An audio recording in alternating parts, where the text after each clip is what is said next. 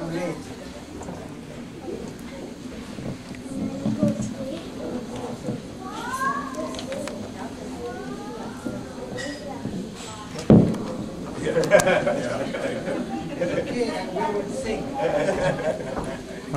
ايش الحال؟ بس البودكاست ما في بلاك للكمبيوتر. Do you want to plug it? Yeah, I want to plug it. It's over there. Everything is over there. There's no electricity. We used to have. I'll just complete the one bring thought. the power. What we were talking about for the computer, yeah. The sheikh is somebody who is strictly. who is fully inherited and mastered what he has learned from his sheikh. And one of the definitions of a sheikh is somebody who can make a sheikh. And this line of the imparting of certain knowledges of certain sciences. In the case of Sufism, the Sufis have maintained or tried to maintain a knowledge of the states of the Prophet. So we're talking about the inner state and understanding. This is sort of the specialty that's the specialty of that Islamic science. Just like the Shaykh of Hadith is maintaining the knowledge of the Hadith, of the traditions of the sayings and the actions of the Prophet. Somebody who's a Shaykh of Tafsir, or the interpretation of Quran, is maintaining the knowledges of the understandings of the interpretation of Quran. Somebody who's a master or Shaykh of the recitation of Quran is maintaining the knowledges and mastery of the recitation of Quran. Purview, as it were, of the Sufi Shaykh is the states, the inner states of the Prophet.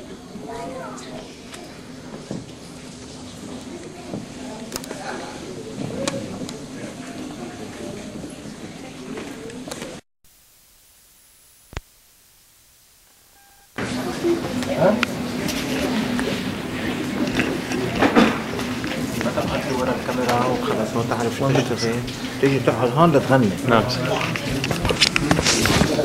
It's recording.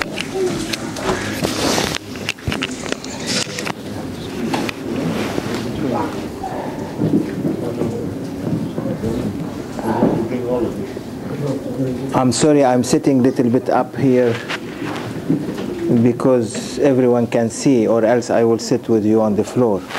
I like the people here to move this way and this way, all the way.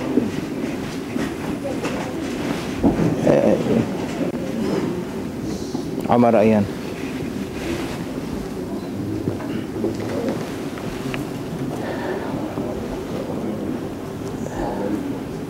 أعوذ بالله من الشيطان الرجيم بسم الله الرحمن الرحيم. صاحب raise the voice. دستور يا سيدي مدد.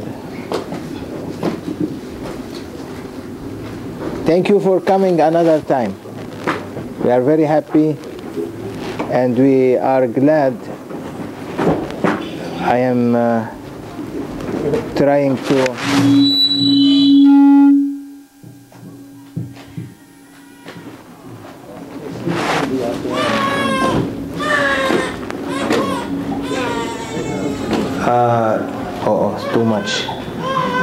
too much.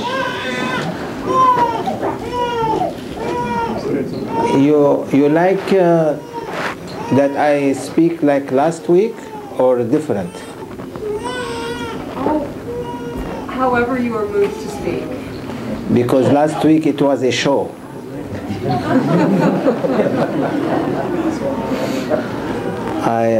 Last week we had 2 professors here. This week we have 3. So I'm between 3. I cannot make mistake, then they will kick me out. This is Stanford area, so you have to be very careful. I don't know what they were speaking before me, on what subject, but I think they are very enlightened people.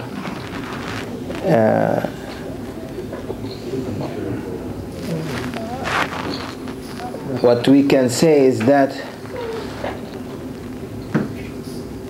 everything has a beginning. Even the student in the class, they have they begin a class, means the class has a beginning. And the class, after 3-4 months, it ends. It has an end.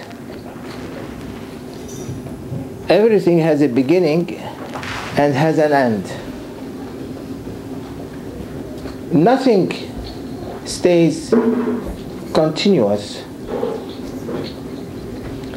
Everything will disappear because it has a beginning, it has an end. A straight line has a beginning and then it ends. And you might ask how it ends. It might continue forever.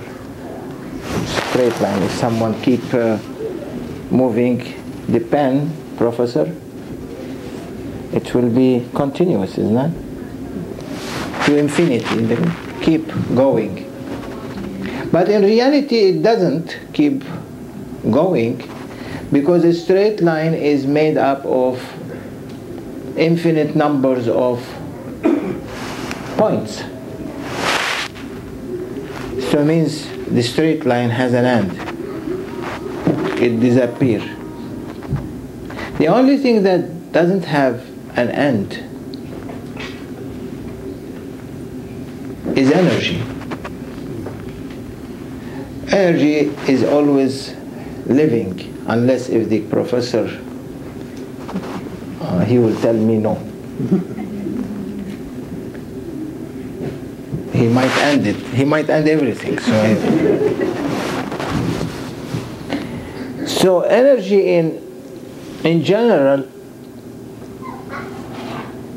it's always existing. And our souls are part of that energy. And that's why souls are always existing. It changes its time and it's to a different cycle, from one cycle to another cycle. And the thing that does not change also and always existing with the energy is before last week I told you they criticized me after the lecture, and they said, oh, you didn't speak about something important. I said, what is that? Teach me. And they said, you didn't speak about love. Is correct, Professor? Yeah. So,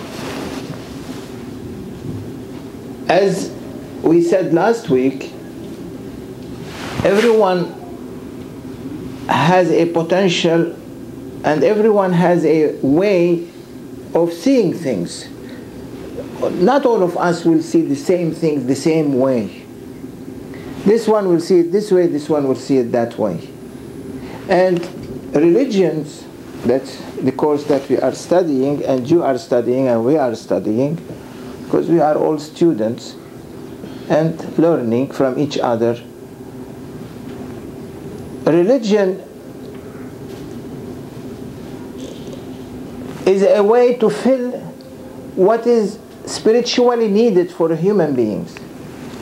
Because religion, if there is no religion, you don't have hope. You think that you have a beginning and you have an end, you are finishing, so you cannot. People will be depressed, people will be upset, people will be sad, people will be fighting, you will see conflict, because everyone wants to earn as much as possible in this world, because he knows that there is a beginning, there is an end. Religion came to polish that, to put principles for everything. Moses came with all these disciplines and principles. You can have a house and you have the fixtures. All these fixtures, you have them, that you need them in a house, like lights, like carpets, like the paints, like these frames, furnitures. but you don't have the house. So what you are going to do with it? So the disciplines are there, but you need the house, you need the structure. So as a structure also without fixtures, a house without fixture also is ugly. Fixtures cannot be alone, house cannot be alone, structure cannot be alone. So you need a combination. We as a human being, we have a combination of the body and the soul. A soul without a body is not going to, it's not going to work. And a body without a soul is not going to work. A body alone, not moving, you can put this bottle of water that has no life in it. Not the water, but the plastic. Water has life. But the plastic there is sitting, it sits 100 years like that, nothing happened. But put a human body, what will happen? It will go, because it has a soul. This one doesn't go because it doesn't have a soul. So the soul makes the body, because they cannot separate. So when they separate, that feeling there, as if when some people leaves a home, their homes for many years, they closed, and they come after 10 years to open the house. What you see inside? All kind of molds, you say, moldings, and many creatures, scorpions, spiders, all kind of animals are running inside the house, dusty, everything, because there is no soul in it. So as human being, it has to be a combination of